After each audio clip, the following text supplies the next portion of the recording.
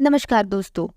जैसे कि आप में से बहुत लोगों को पता होगा कि भारत इस साल GPAI यानी कि global partnership on artificial intelligence इस समिट को होस्ट करने जा रहा है। तो फिर से एक बार भारत में आर्टिफिशियल इंटेलिजेंस रेगुलेशन का जो मुद्दा है वो सामने आता है। हमने बहुत सारे माध्यमों से AI के बारे में बहुत कुछ जानने की कोशिश की है, लेकिन पुअर रेगुलेशंस बच्चों पे कैसे इम्पैक्ट डाल रहा है ये आज हम इस वीडियो में जानने की कोशिश करेंगे। तो वीडियो की शुरुआत करने से पहले हम ये देखना पसंद करेंगे कि इसका relevance UPSC point of view में क्या है। तो अगर मैं पहले प्रीलिम्स की बात करती हूँ तो हम सबको पता है कि यूपीएससी हर साल ग्लोबल ऑर्गेनाइजेशंस के बारे में कुछ रेलेवेंट फैक्ट्स पे क्वेश्चन जरूर बनाती है। जैसे कि स्क्रीन पे आपको एक क्वेश्चन G20 के बारे में दिख रहा होगा, जिसमें कि हमें दो स्टेटमेंट्स दिए गए हैं और हमको बताना है कि इनमें से करेक्ट कौन से है। तो इसी तरह GPAI यानी कि global partnership of artificial intelligence, जो कि एक ग्लोबल इनिशिएटिव है, इसके बारे में भी सवाल बनने के पूरे चांसेस है। सो इसके रिलेटेड जो भी फैक्ट्स है वो आपको मोटे मोटे तौर पे पता होने चाहिए। जैसे कि GPAI का फॉर्मेशन कब हुआ, फाउंडिंग मेंबर्स कौन थे, अभी कौन कौन इससे जुड़ा हुआ है, इनके क्या क्या फंक्शंस है, वगैरह वगैरह। अगर हम मेंस की बात करें तो इसका relevance GS3 science and technology के पेपर में भी आता है एंड एसए के पेपर में भी इसका रेलेवेंस आता है। हाल ही के यूपीएससी की मेंस के पेपर में GS3 के यूपीएससी ने एक सवाल पूछा था कि आर्टिफिशियल इंटेलिजेंस क्या है एंड इसका इम्पैक्ट मेडिकल डायग्नोसिस पे क्या है, एंड बेसिकली इसका रोल आर्टिफिशियल इंटेलिजेंस का मेडिकल डायग्नोसिस में क्या है। ये क्वेश्चन यूपीएससी ने GS3 के पेपर में पूछा था। एंड स्क्रीन पे आपको जो क्वेश्चन दिख रहा है कि rise of artificial intelligence, the threat of jobless future और better job opportunities through reskilling and upskilling, ये जो क्वेश्चन है आपके एसए के पेपर में आया था। तो ये आर्टिफिशियल इंटेलिजेंस का जो टॉपिक है वो बहुत ही ज़्यादा वास्ट है। हम जितनी इसके बारे में इंफॉर्मेशन ज़्यादा लेंगे उतना ही हमको GS3 में एंड एसए के पेपर में भी हेल्प मिलेगी। तो हाल ही में द हिंदू में भी इसके रिलेटेड एक एडिटोरियल आया था जो कि बात कर रहा था चिल्ड्रंस की, जो कि एक important but vulnerable demographic unit है जो AI रेगुलेशन से मिसिंग है। तो अभी दिसंबर में इंडिया जो ये समिट होस्ट करने जा रहा है उसमें इंडिया कैसे लीडरशिप अज्यूम कर सकता है इन the context of AI regulations addressing children. तो इस वाले एडिटोरियल को भी हम डिटेल में समझेंगे, पर इससे पहले अगर हम AI रेगुलेशंस पे बात करने जा रहे हैं तो हमें ये समझना ज़रूरी हो जाता है कि आर्टिफिशियल इंटेलिजेंस एग्जैक्टली है क्या, इसके एप्लीकेशंस क्या है और इसके कंसर्न्स क्या है बेसिकली, जिसके कारण हमको इसको रेगुलेट करना पड़ रहा है। So artificial intelligence is nothing but an ability of a computer program और a machine to think and learn. ये जो टेक्नोलॉजी है वो मशीन्स को, या फिर स्पेसिफिकली बात करें तो कंप्यूटर्स को, ये क्षमता प्रदान करती है कि वो ह्यूमंस को मिमिक कर सके और उन्हीं के जैसे चीज़ों को सोच सके, समझ सके और इन सब से सीख के डिसीजन मेकिंग कर सके। तो इस हिसाब से देखा जाए तो ये एक बहुत ही ज़्यादा रिवोल्यूशनरी टेक्नोलॉजी है जिसका इम्पैक्ट आने वाले समय में हमको ग्रास रूट लेवल पे देखने मिलेगा। रिसेंटली भी आपने देखा होगा कि ChatGPT, डीप फेक्स जैसे नाम कई बार सुनने मिले और आप में से बहुत लोगों ने ChatGPT के वर्जन 3.5 को यूज़ करके भी देखा होगा। अगर अब तक नहीं किया है तो अभी भी आप OpenAI के वेबसाइट पे जाके इसे यूज करके खुद देख सकते हो कि AI क्या क्या कर सकता है एंड ये कितना एडवांस हो चुका है। बाकी और भी कई फील्ड्स हैं जहां हमें AI का एप्लीकेशन देखने मिलेगा। For example in the field of art we can see a platform like deep dream generator, जो कि एक AI बेस्ड इमेज जनरेटर है। फिर आता है DALL-E 2 which has an ability to generate images from text. इसके बाद हमें म्यूज़िक की फील्ड में भी इसका एप्लीकेशन देखने मिलेगा in terms of emperor music, जो कि एक AI based music composition tool है जो आपको कुछ ही सेकेंड्स में ओरिजिनल म्यूज़िक कंपोज करके देता है। इसी तरीके का एक और टूल है या फिर कह सकते हैं कि वर्चुअल असिस्टेंट है जिसका नाम आइवा है, एंड ये भी कैपेबल है to compose different styles of music in few seconds. So इसी तरह और भी बहुत सारे फील्ड्स में AI के बहुत सारे यूजफुल एप्लीकेशन देखने मिलते हैं, but as one said, every coin has two sides. So with all these applications and pros, we also have few concerns, or I can say a dark side of artificial intelligence, जिस पे हम सबको ध्यान देने की ज़रूरत है। तो जब हम कंसर्न्स की बात करते हैं तो सबसे पहला कंसर्न ये देखने मिलता है कि AI has an ability to falsify the data. Means AI जो है वो चीज़ों को तोड़ मरोड़ के अल्टर करके किसी और तरीके से हमारे सामने पेश करता है एंड लोगों को मिसलीड कर सकता है।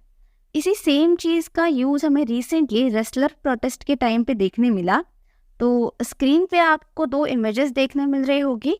तो इसमें राइट हैंड साइड वाली जो इमेज है वो ओरिजिनल इमेज है। ये जो सेल्फी है वो इन रेसलर्स ने खींची थी जब पुलिस ने इनको डिटेन किया था।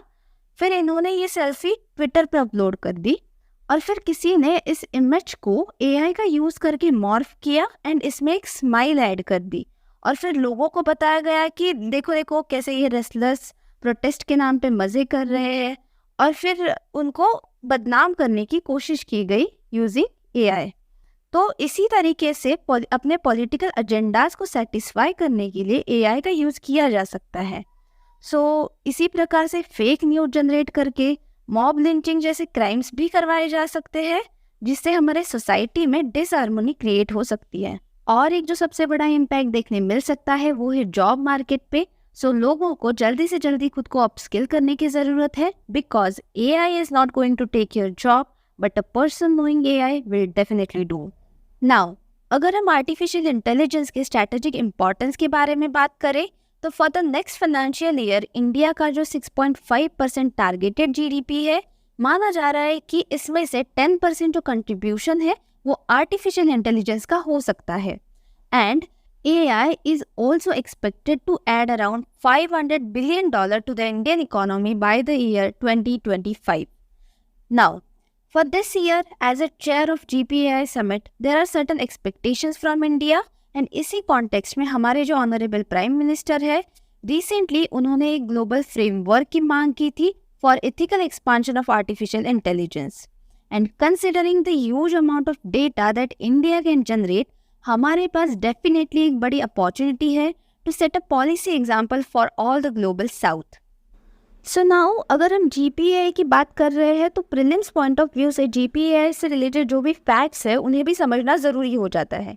So it basically stands for global partnership on artificial intelligence, जो कि एक इंटरनेशनल इनिशिएटिव है जिसका फॉर्मेशन हुआ था 2020 में, एंड इसके 15 फाउंडिंग मेंबर्स थे।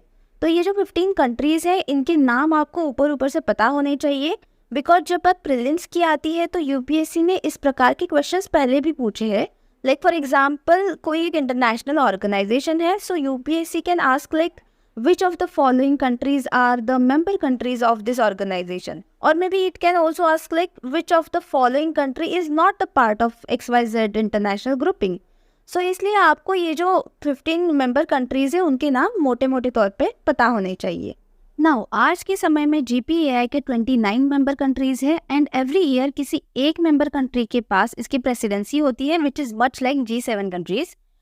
हर साल जिस भी कंट्री के पास इसकी प्रेसिडेंसी होती है वो एक ग्लोबल समिट होस्ट करती है, जहाँ पे ये सारे मेंबर कंट्रीज इकट्ठा होते हैं और AI की रिस्पॉन्सिबल डेवलपमेंट के बारे में, ह्यूमन राइट्स को रिस्पेक्ट करते हुए AI का कैसे प्रॉपर यूज़ किया जा सकता है इसके बारे में, और आर्टिफिशियल इंटेलिजेंस के क्या पॉसिबल रेगुलेशंस हो सकते हैं इस बारे में डिस्कशंस करते हैं। Now if we talk about AI regulations in context of India, then हमारे पास AI के लिए ऐसा कोई स्पेशल रेगुलेटरी फ्रेमवर्क अभी तक नहीं है, बट हाँ नीति आयोग ने इशू किया हुआ एक गाइडिंग डॉक्यूमेंट ज़रूर है, which is named as national strategy for artificial intelligence. But ये एक इतना डॉक्यूमेंट काफ़ी नहीं होगा। We should also have a proper regulatory framework for AI systems, same like China, which have world's first nationally binding regulations targeting special types of algorithms like artificial intelligence. Now, जब हम इस तरीके का कोई regulatory framework बना रहे होंगे, so we also need to strongly focus on one of our most important demographic unit which is children. Because जब बात AI के यूजेस एंड उसके पॉसिबल कंसर्न्स की आती है तो बच्चों से रिलेटेड भी कई बड़े प्रॉब्लम्स हमें देखने मिलेंगे, जैसे कि radicalisation of children for terrorist और इंसर्जेंट एक्टिविटीज। जब बात रेडिकलाइजेशन की आती है तो छोटे जो बच्चे हैं वो अपने lack of knowledge and experience के कारण आसानी से इस चीज़ का शिकार हो सकते हैं। ऑल्सो डीप फेक जैसे जो टेक्नोलॉजीज है उनके कारण यंग चिल्ड्रन का सेक्सुअल एक्सप्लॉयटेशन करना भी और ज़्यादा आसान हो गया है। हमें ये भी पता है कि AI के कारण लोगों को मिसलीड करना कितना आसान है।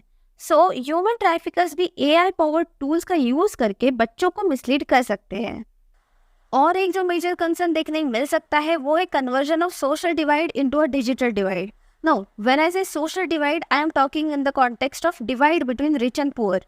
सो बात जब टेक्नोलॉजी की आती है तो ऑब्वियस सी बात है, जो बच्चे मार्जिनलाइज सोसाइटी से बिलोंग करते हैं उनके पास टेक्नोलॉजी के एक्सेस कम देखने मिलेगा when compared to the one belonging to rich families. So ये जो रिच एंड पुअर का सोशल डिवाइड है वो इवेंचुअली डिजिटल डिवाइड में कन्वर्ट हो सकता है. सो ये सारे जो कंसर्न है वो जनरल कंसर्न है with respect to children, but एक मेजर कंसर्न भी आता है when we are talking about children which is related to data protection act. तो ये जो एक्ट है वो चिल्ड्रन के इंटरेस्ट को प्रोटेक्ट करने का जो बर्डन है उसे सिंपली ट्रांसफर कर देता है पेरेंट्स के ऊपर. So according to the act, parents as a guardian of the child should monitor and basically should be responsible for protecting the interest of the child. But यार हम सबको पता है कि मेजॉरिटी ऑफ द केसेस में parents जो होते हैं उन्हें बच्चों की मदद की ज़रूरत पड़ती है to navigate through the user interface. Like for example, आप लोगों ने अपने घर पे भी देखा होगा कि कई बार आपकी माँ या फिर आपके पापा आपको बोलते हैं कि बेटा यार ज़रा ये व्हाट्सएप पे वीडियो कॉल कैसे लगाते हैं बताना, या फिर स्टेटस कैसे लगाते हैं ज़रा सिखा दो. तो ऐसी सिचुएशन में जहाँ पे पेरेंट्स खुद ही अपने बच्चों पे डिपेंडेंट है to learn the new technology, ये कितना सही हुआ कि हम पूरी तरह पेरेंट्स पे छोड़ दे रहे हैं कि उनका बच्चा ऑनलाइन कितना सेफ है या फिर वो टेक्नोलॉजी का यूज़ कैसे कर रहा है ये खुद मॉनिटर करो. मेरे हिसाब से तो ये बिल्कुल भी काफ़ी नहीं है. We can't simply shift the burden on parents. हमें कोई भी एक्ट या फिर रेगुलेटरी फ्रेमवर्क बनाते समय चिल्ड्रन पे सेपरेटली फोकस करना ही होगा. पर्टिकुलरली उनके इंटरेस्ट को प्रोटेक्ट करने के लिए स्ट्रिक्ट लॉज एंड रेगुलेशंस लाने होंगे. अभी अगर मैं स्पेसिफिकली एआई इन जनरल की बात करूं तो India needs stringent AI regulations. Also एक ट्रस्टवर्दी रेटिंग सिस्टम भी होनी चाहिए जो लोगों को अपने रेटिंग के थ्रू ये बताए कि भाई अगर तुम ये एआई टूल डाउनलोड कर रहे हो या फिर यूज़ करने जा रहे हो तो ये कितना सेफ है या फिर ये कितना ट्रस्टवर्दी है. ऑल्सो ह्यूमन राइट्स के लिए जैसे हमारे पास एक यूनिवर्सल डिक्लेरेशन है, लाइकवाइज आर्टिफिशियल इंटेलिजेंस के लिए भी कुछ ग्लोबल गाइडलाइंस ज़रूर होनी चाहिए जिसे पॉलिसी फ्रेमिंग के लिए एज अ रेफरेंस कंसिडर किया जा सके.